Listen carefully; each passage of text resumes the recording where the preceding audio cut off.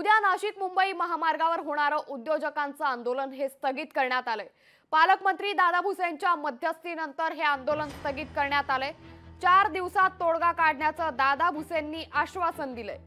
तर नाशिक मुंबई महामार्गाची दुरावस्था झाल्यानं आणि ट्रान्सपोर्टच्या वाहनांना जाण्यासाठी 9 ते 10 तास लागत असल्यानं आक्रमक झालेल्या उद्योजकांकडून हे आंदोलन करण्यात येणार होतं। मात्र हे आंदोलन आता स्थगित करण्यात आल्याची माहिती समोर आली आहे। पालकमंत्री दादा भुसे यांच्या मध्यस्थीनंतर हे आंदोलन स्थगित करण्यात आले।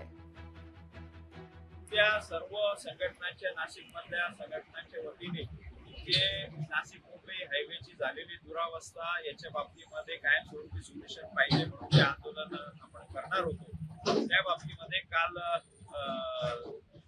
MSRDC तसेच नॅशनल हायवे आणि माननीय पोलीस अधीक्षक व उप अधीक्षक यांच्या उपस्थितीत त्यांनी जी चर्चा घडवून आणली त्यामध्ये 31 तारखेपर्यंतची मुदत मागितलेली होती। त्या उच्च अधिकाऱ्यांसमवेत आज कोऑर्डिनेशन मीटिंगही ठेवलेली आहे आणि येणाऱ्या पुढच्या 2-4 दिवसामध्ये नाशिकला आल्यानंतर सर्व संघटनांशी संवाद साधून या हायवेच्या बाबत व इतरही संबंधित जे शहराचे आणि संघटनांचे प्रश्न आहेत त्याबाबत विस्तृत चर्चा करण्याची ग्वाही या ठिकाणी पालकमंत्र्यांनी दिलेली आहे।